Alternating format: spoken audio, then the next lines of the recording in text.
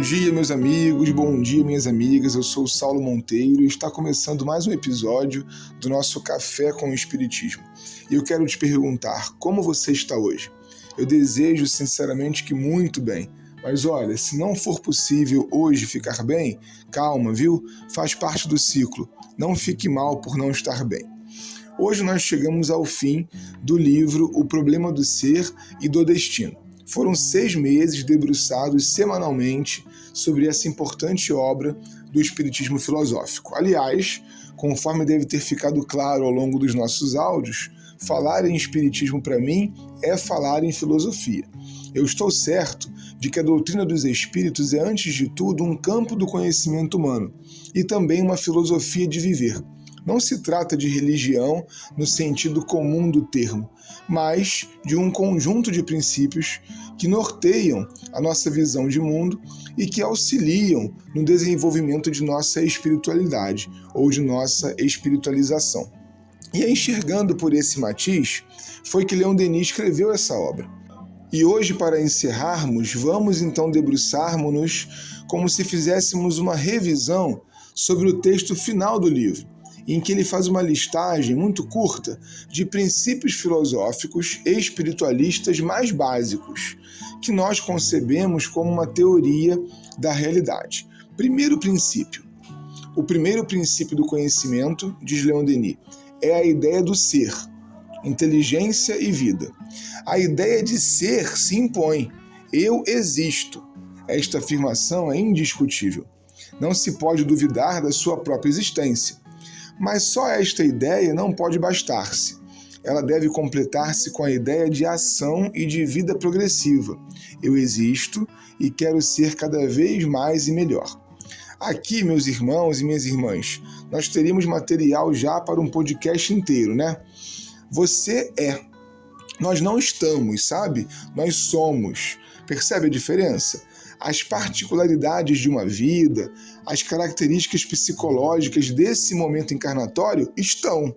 Ou seja, são ora uma coisa, ora outra, sofrem da impermanência, trazem variações entre dor e alegria, mas acima disso tudo, eu sou. Você é.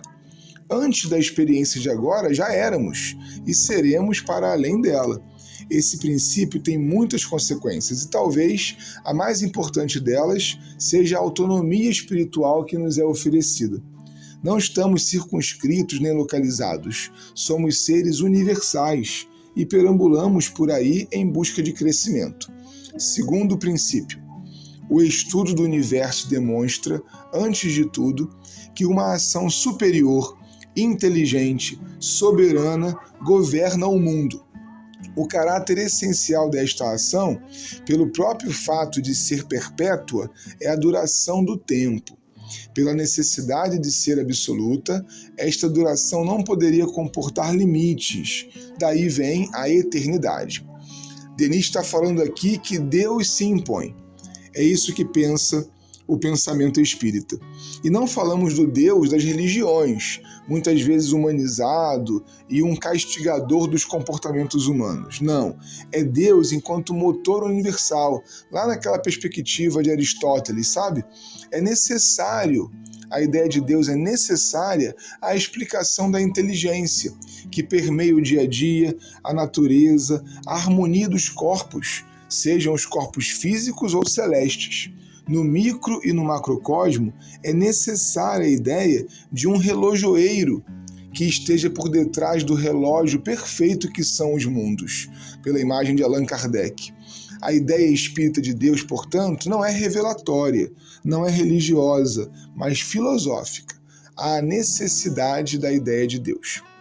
Terceiro princípio. O objetivo da alma, em sua evolução, é atingir e realizar em si e em torno de si, através dos tempos e das estações ascendentes do universo, pelo florescer das potências que ela possui em germe, a noção eterna do belo e do bem, que a ideia de Deus exprime, a própria ideia de perfeição.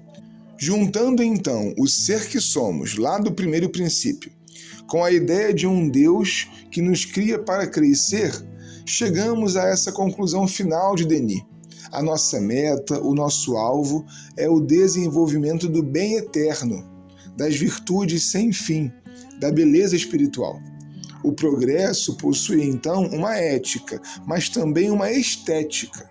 Seremos sempre e mais sensíveis, inteligentes e belos. É claro que isso não está relacionado à aparência, mas ao florescer de um magnetismo pessoal, do qual emanará cada vez mais potências. Eu espero que Leon Denis te inspire como inspirou a mim nessa caminhada. Um forte abraço e até o próximo Café com o Espiritismo.